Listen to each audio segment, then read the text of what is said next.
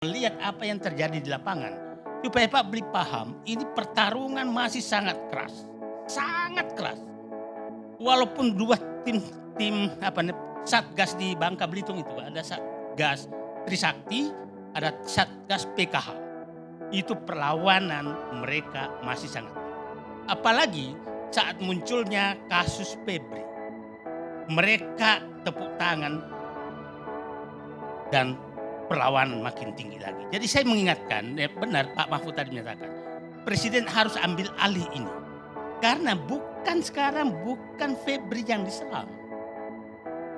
Ingat 2 hari terakhir ini Bang Karni, yang muncul itu sudah muncul meme dan pernyataan bahwa emas yang di rumahnya Febri dan uang di rumahnya Febri adalah uangnya Sapri Samsul. Saya ditanya orang, itu menurut saya puluhan tahun sama dia, saya ketawa saja. Karena saya tahu betul karakter Sapri Samsul. Tapi nggak apa-apa, biarin aja biar makin muncul. Dan yang menariknya Bang Ginting, Saudara Ginting ini, yang menyebarkan itu semua, akun-akun yang paling menyebarkan akun yang ada Nusantaranya. Pak Bli sudah paham akun-akun Nusantara itu. Jadi saya menyatakan ini Pak Prabowo memang udah harus hati-hati. Maksudnya Oslo ya? Ya? Maksudnya Oslo gitu? Ya itulah yang dari sana. Jadi saya menyatakan pada saat saya ketemu Pak Presiden Prabowo tanggal 30 Januari. Saya tahu Pak Susno hadir. Saksi mata. Pak Prabowo, Bapak sudah di titik to kill or to be killed. Narasi ini menggambarkan kasus Febri sebagai pertaruhan besar bagi pemerintahan Prabowo. Entah ini benar-benar ancaman serius terhadap program pemberantasan korupsi, atau sekedar dinamika politik dan hukum yang biasa terjadi. Publik tetap harus mencermati perkembangan kasus ini secara objektif dan proporsional. Jika tidak atau terlambat, maka serangan geng SOP lewat penegak hukum ke Presiden Prabowo akan makin keras. Asabri hanya salah satu. Ada Asabri. Yang kontroversial misalnya Pertamina, Jiwasraya, Zarof Rikar, Pinangki. Ini perkara-perkara kelas berat semua. Nah, aset yang ditemukan, walaupun dia bilang itu ada aktivitasnya, ada orangnya, tapi ditemukan di rumah Jampitsus yang tidak terdaftar di LHKPN itu 1 triliun loh. 500 miliar cash, 74 kilo emas itu 500 miliar. 1 triliun. Nah, ini saya menduga praktek-praktek, ya kita sudah tahu lah praktek-praktek korupsi ini. Itu kan ada bertas-tas. Jangan-jangan satu tas satu kasus. Tidak mungkin 1 triliun dari satu kasus itu hampir tidak mungkin. Nah, Temuan 74 kg emas 23 karat dan uang tunai hampir setengah triliun adalah barang bukti dengan nilai fantastis yang jarang terjadi dalam sejarah penegakan hukum Indonesia. Pertanyaan besar yang harus dijawab, dari mana asal harta ini? Apakah ini kaitannya dengan kasus-kasus mega korupsi yang ditangani Febri selama 4 tahun menjabat Jampitsus?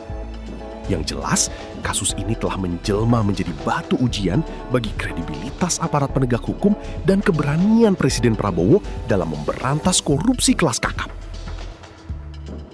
Lakukan korupsi atas tindakan dari Polri. Dan sebelumnya justru kejaksaan mengusut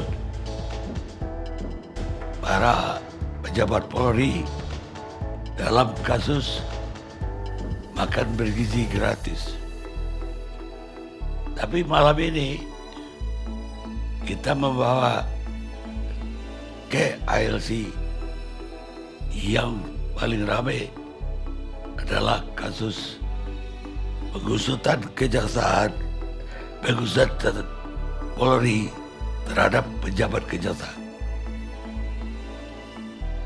Saya langsung teringat ke kasus cicak dan buaya yang dulu dipopulerkan oleh Kabar Reskrim Susno Duaji. Tapi malam ini bukan cicak lawan buaya. Saya bikin judul Polri versus Kejaksaan. Bukan cicak lawan buaya, tapi macan ketemu singa. Dan kita sudah mengundang semua pihak, termasuk dari Kejaksaan Agung dan dari Polri. Namun sayangnya Kadis Pen Polri tidak bisa hadir karena lagi ada di Jawa Timur. Kejanggalan hukum dalam kasus Febri Adriansyah, mulai dari pengalihan penyidikan yang tidak dikenal KUHAP, perubahan status yang kacau, hingga perbedaan perlakuan, menunjukkan ada yang salah secara fundamental dalam sistem penegakan hukum Indonesia. Pertanyaan besar yang harus dijawab, mengapa prosedur yang belum pernah terjadi ini ditempuh? Apakah ada perdamaian di balik layar yang mengorbankan kepastian hukum? Saya sependapat, baik dengan Pak Sedidu maupun dengan Pak Pulungan. Ya, saya pun bingung. Saya bingung, sebingung-bingungnya. Bahwa ini ada penyidikan dialihkan secara administrasi ke penyidikan. Yang umum selama ini adalah penyerahan berkas tahap pertama dan kemudian diteliti oleh jaksa peneliti dalam tugas pra penuntutan. Kalau keluar P21 kalau tidak lengkap maka keluar P19. Kalau oleh jaksa peneliti itu disebut lengkap, maka keluarlah P21. Barulah diserahkan kepada penuntut umum. Saya kira Pak Susilo juga apal betul itu. Dan saya pun selaku direktur penyidikan, itu kami laksanakan selama ini. Waktu saya jadi direktur penyidikan. Ini mohon maaf ya, kalau tadi Pak Sedidu banyak seolah-olah mendukung atau membela Pak FA, apalagi saya. Itu anak buah saya langsung Pak. Dan saya kenal betul. Febri, Siapa namanya Febri. Saya kenal betul. Itu. Jadi saya pun kaget. Kok dia bisa ditersangkakan seperti itu. Nah yang menjadi pertanyaan saya dalam kasus ini adalah bagaimana, menjadi pertanyaan nih, mungkin Pak Susilo bisa jawab. Kok bisa ada penyerahan administrasi perkara, tersangkanya belum diperiksa. Itu nggak tahu nih apa benar apa tidak bagaimana gitu. Ini belum pernah terjadi. Harusnya periksa dulu tersangkanya. Apakah dia jadi saksi dulu? Biasanya kan bisa juga jadi saksi untuk itu. Kemudian jadi tersangka. Kalau memang ada alat bukti yang mendukung untuk itu. Nah itu mungkin yang jadi tanda tanya saya. Nah, saya sangat sependapat dengan Pak Pulungan tadi. Seharusnya Jaksa Agung, Kapolri, Ketua KPK duduk bersama. Mau diapain ini perkara ini? Kan gitu. Kalau mau mencari penyelesaian yang baik. Nah ini juga bingung saya. Bagaimana Pak Jaksa Agung bisa menerima ini? Loh, Pak Jaksa Agung itu kan aparat penegak hukum loh. Masa Jaksa Agung tidak membahas sampai sejauh itu? Dan siapa penasihat hukumnya? Staf ahlinya Jaksa Agung bisa menerima berkas seperti ini? Ya, jadi saya pun ditanyakan oleh beberapa media mengenai ini. Gimana ini Pak mengenai kasus ini sekarang ditangani oleh Kejaksaan Agung? Nah, jadi ya, ada lagi pertanyaan tadi. Saya masih di Kompas. Saya tadi ditanya, ini gimana Pak? Saya bilang, apapun sebenarnya yang terjadi, Pak Jaksa Agung itu adalah jaksa penuntut umum tertinggi. Jaksa-jaksa di bawah itu adalah perlengser, perpanjangan tangan daripada Jaksa Agung. Apa kata jaksa agung, jadilah itu perkara. Ini gimana nih kok? Apakah itu kira-kira independen? Jaksa-jaksa yang ditunjuk sekarang untuk menangani ini. Saya bilang tidak ada jaksa independen. Yang independen itu adalah jaksa agung. Itu harus jaksa-jaksa semua itu tunduk kepada jaksa agung. Sama dengan Pak di Polri juga begitu. Apa kata Kapolri, jadi itu semua. Ini yang kita dipertontonkan sekarang penegakan hukum yang membingungkan. Saya sangat sependapat dengan apa yang disampaikan oleh Pak Prabowo. Pak Prabowo mohon, Pak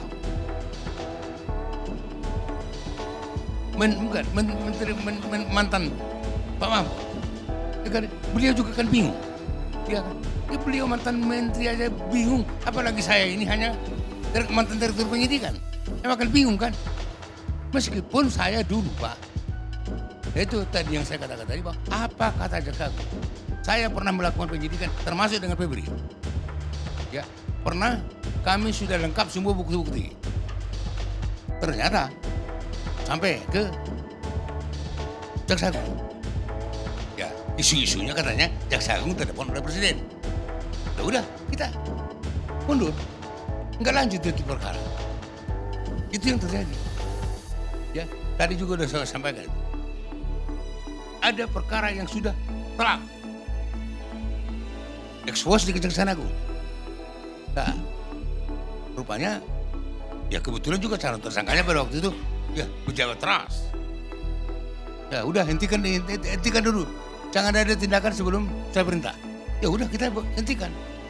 Nah, ini kan maksud saya kan bisa saja Pak Jaksa Agung, Pak Kapolri dan itu KPK menyelesaikan masalah ini supaya jangan menegakkan hukum tapi menimbulkan kegaduhan. Ini kan sekarang itu terjadi kegaduhan. Itu sekedar dulu dari saya Pak Karni. Ingatnya nggak Pak? Di dalam sejarah penyidikan ada nggak seperindik itu diralat? Pernah nggak dari kan saksi terus diralat lagi jadi tersangka? Itu satu. Yang kedua, pernah nggak dalam penyelidikan? Saya pengen tahu betul, karena ini pertanyaan Jan juga. Ada pernah nggak Pak Susno juga barang bukti itu diteliti asli atau enggaknya? Misalkan emas atau uang, itu aja. Ya, sebenarnya sih tidak pernah dengar itu. Yang namanya barang bukti ya barang bukti aja. Ya kan nanti kan barang bukti ini kan diuji di pengadilan.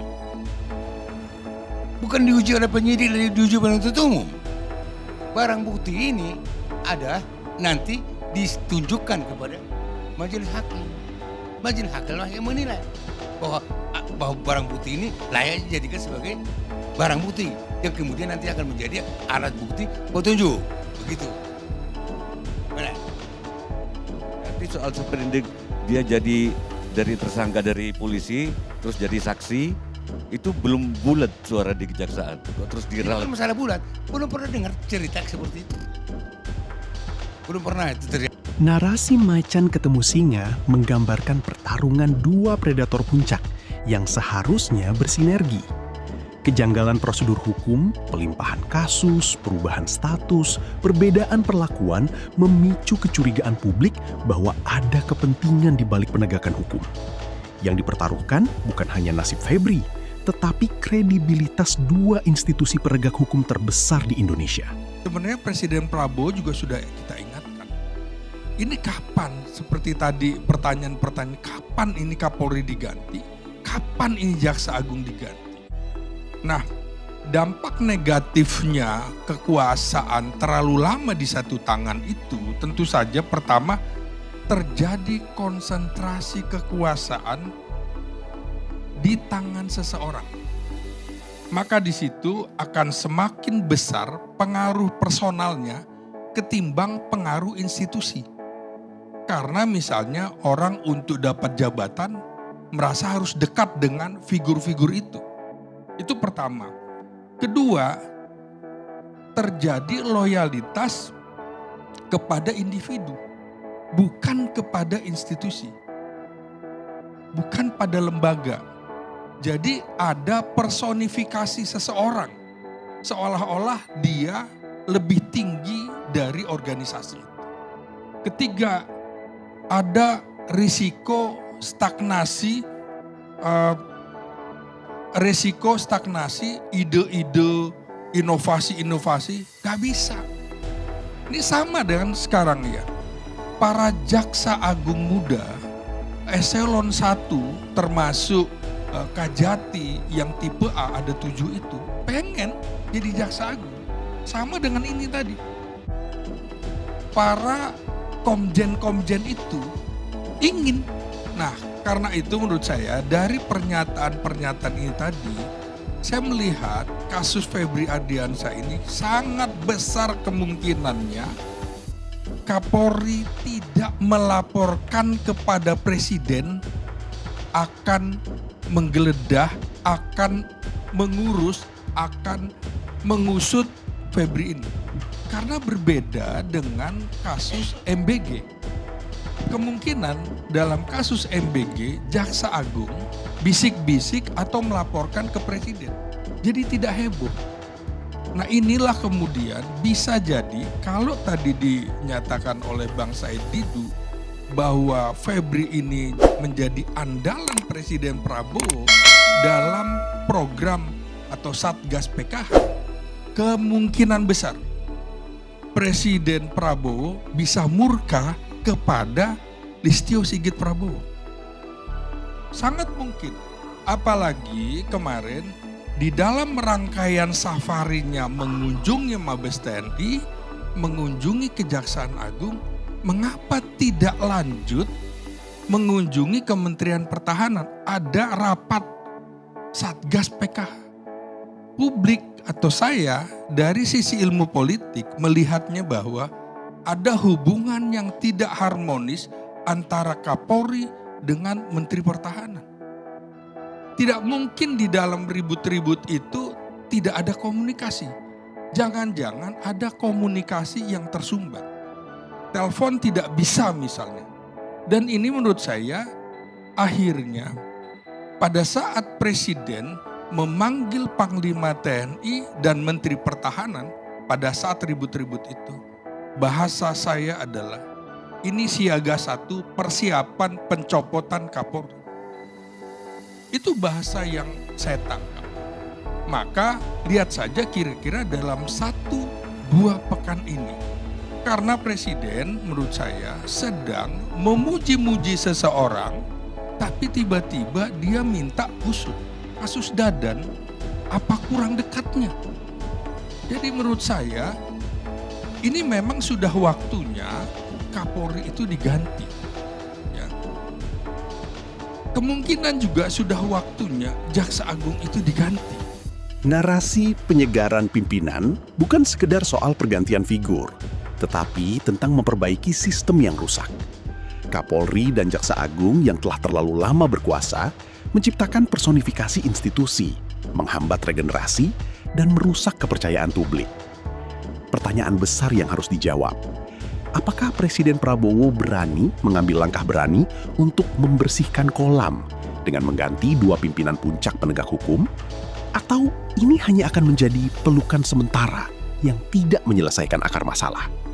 Terima kasih sudah menonton. Jangan lupa like, komen, dan subscribe. Sampai jumpa kembali.